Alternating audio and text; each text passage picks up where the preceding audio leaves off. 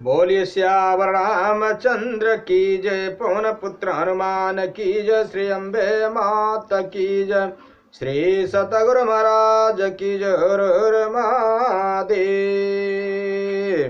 राजा राम राम राम सीता राम राम राम, राजा राम राम राम सीता राम राम राम, राजा राम राम राम सीता राम राम राम, राजा राम राम राम सीता राम राम राम, राजा राम राम राम सीता राम राम राम, राजा राम राम राम सीता राम राम राम, राजा राम राम राम सीता राम राम राम, राजा राम राम राम सीता राम राम राम, राजा राम राम राम सीता राम राम राम, राजा राम राम राम सीता राम राम राम, राजा राम राम राम सीता राम राम राम, राजा राम राम राम सीता राम राम राम, राजा राम राम राम सीता राम राम राम, राजा राम राम राम सीता राम राम राम। श्यावर रामचंद्र की जय, पवन पुत्र हनुमान की जय, श्री अम्बे मात की जय, श्री सतगुरु महाराज की जय। हर हर महादेव। श्री राम जय जय राम, श्री राम जय जय राम। भगवान शंकर के आशीर्वाद से, प्रभु श्री राम जी की कृपा से, देवी माँ के आशीर्वाद से, सतगुरु के कृपा से, श्री भक्तमाल कथा भाग 239 श्री सूरदास जी के जीवन की कुछ कथा है। शेष भाग श्री सूरदास जी गोवर्धन आए हुए हैं, उनकी अगली कथा थी।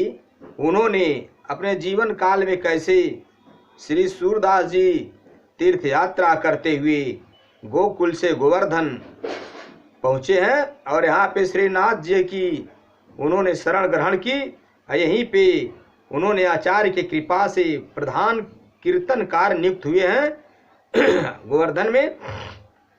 अब आगे की कथा आप लोग सुनेंगे। शेष श्री सूरदास जी गोवर्धन आने पर सूर ने अपना स्थायी निवास चंद्र सरोवर के निकट सनकिट परासोली में स्थित किया।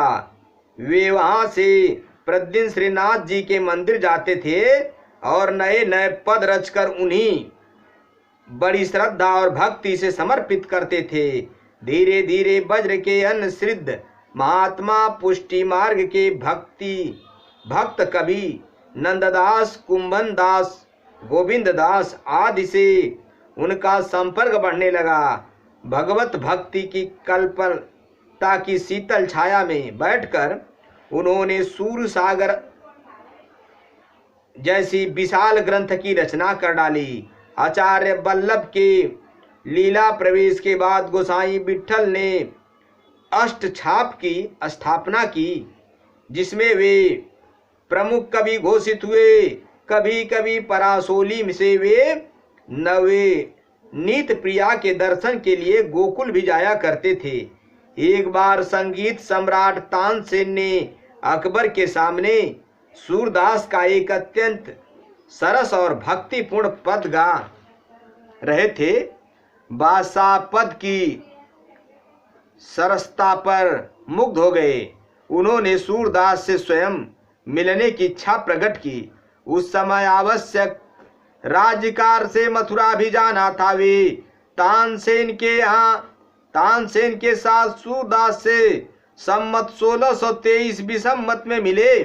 उनकी सदस्यता और अनुनय विनय से प्रसन्न होकर सूरदास ने पद गाया, जिसका अभिप्राय यह था कि हे मन, तुम माधव से प्रीति करो। अकबर ने परीक्षा ली। उन्होंने अपना यश गाने को कहा। सूर तो राधा चरण चारण चक्रवर्ती श्री कृष्ण चंद्र जी के गायक थे। वे गाने लगे, नाही न वही अमठर नंद नंदन यछत कहीं से अनिये उर। अकबर उनकी निष्प्रियता पर मौन हो गए। भक्त सूर के मन में सिवा कृष्ण के दूसरा रह ही क्या तरह तरह का पाता। उनका जीवन तो रामेश्वरम लीलाधाम श्री निकुंज जननायक के प्रेम मार्ग पर नीलाम हो चुका था। श्री सूरदास एक बार नवनीत प्रिया के मंदिर गोकुल गए। वे उनके श्रृंगार का ज्यों का त्यों वर्णन कर दिया करते थे। गोसाई विठलनाथ के पुत्र गिरधर जी ने गोकुलनाथ के कहने पर उस दिन सूरदास की परीक्षा ली। उन्होंने भगवान नाम का अद्भुत श्रृंगार किया। वस्त्र के स्थान पर मोतियों की मालाएं पहना दी। सूर ने श्रृंगार का अपने दिव्य चक्षु से देखकर वर्णन किया।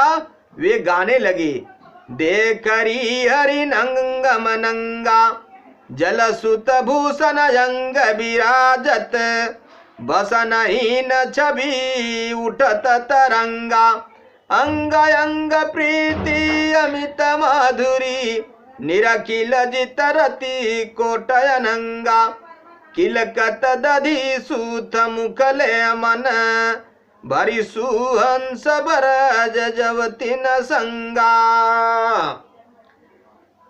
भक्त की परीक्षा पूरी हो गई। भगवान ने अंधे महाकवि की प्रतिष्ठा अड़छुड़ रखी। वे भक्त के हृदय कमल पर नाचने लगे। महागाय की संगति माधुरी से रास रस उन्नत नंद नंदन प्रमत हो उठे। कितना मधुर वर्णन था उनके स्वरूप का। श्री सूरदास जी त्यागी विरक्त और प्रेमी भक्त थे। श्री वल्लभाचार्य जी के सिद्धांतों के पूर्ण ज्ञाता थे। उनकी मानसिक भगवत सेवा सिद्ध थी। वे महाभागवत थे। उन्होंने अपने उपन्यास श्री राधा रानी और श्री कृष्ण के यश वर्णन को ही श्रेय मार्ग समझा। गोपी प्रेमी की ध्वजा हिंदी काव्य संहिता में फर्रा में वे अग्रगण स्वीकार किए जाते हैं। सियावर रामचंद्र की जय।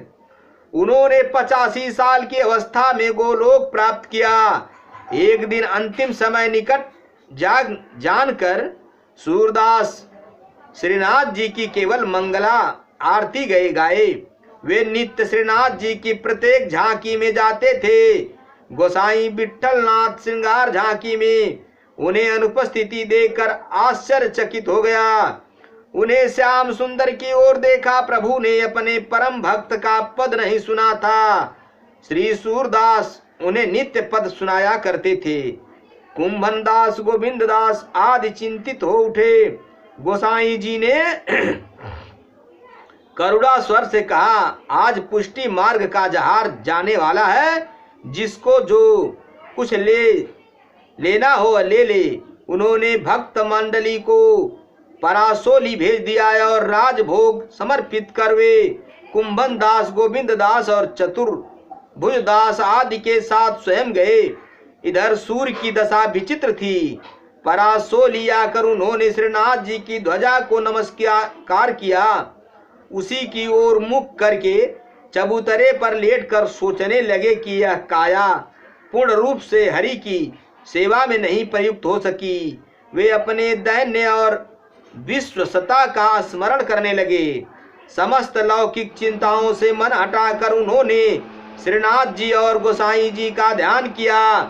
गोसाई जी आ पहुंचे। आते ही उन्होंने सूरदास का कर अपने हाथ में लिया। महाकवि ने उनकी चरण बंदन की। सूर ने कहा कि मैं तो आपकी ही प्रतीक्षा कर रहा था।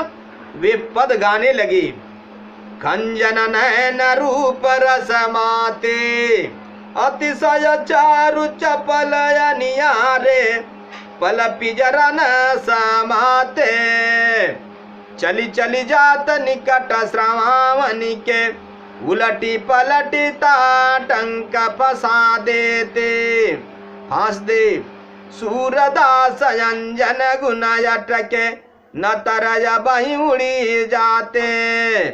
अंत समय में उनका ध्यान युगल स्वरूप श्री राधा धाम मोहन में लगा हुआ था। श्री विट्ठल नाथ के यह पूछने पर कि चित्तवृत्ति कहाँ है, उन्होंने कहा मैं राधा रानी की वंदना करता हूँ, जिसने नंद नंदन प्रेम करते हैं। चतुर्भुज दास ने कहा कि आपने असंख्य पदों की रचना किए, पर श्री महाप्रभु का यश आपने नहीं वर्णन किया। सूर्य की गुरु निष्ठा बोल उठी कि मैं तो उसे साक्षात भगवान का रूप समझता हूँ। गुरु और भगवान में तनिक भी अंतर नहीं है।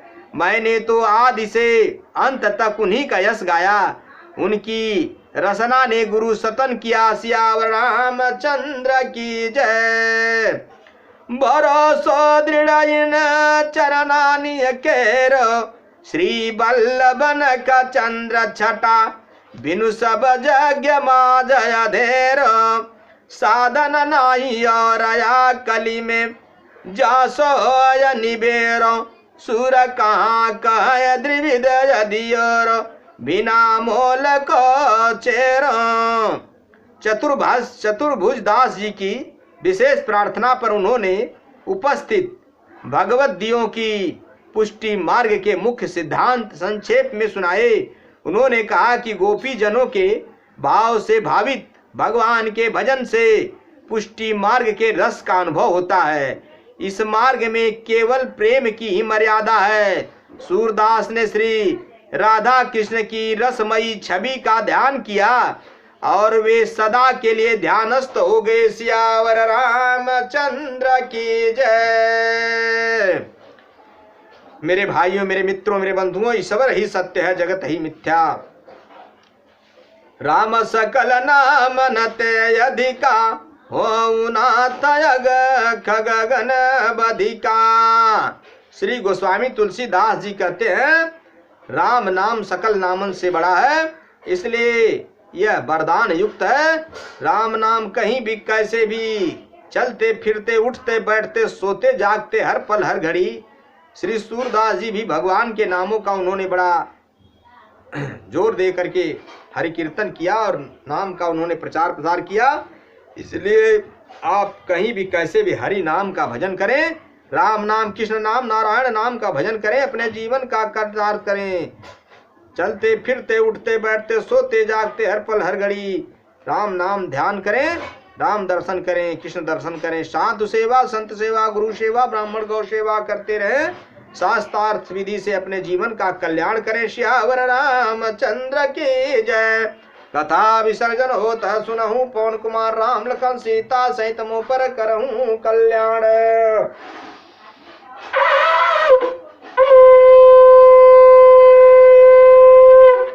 हरि नारायण।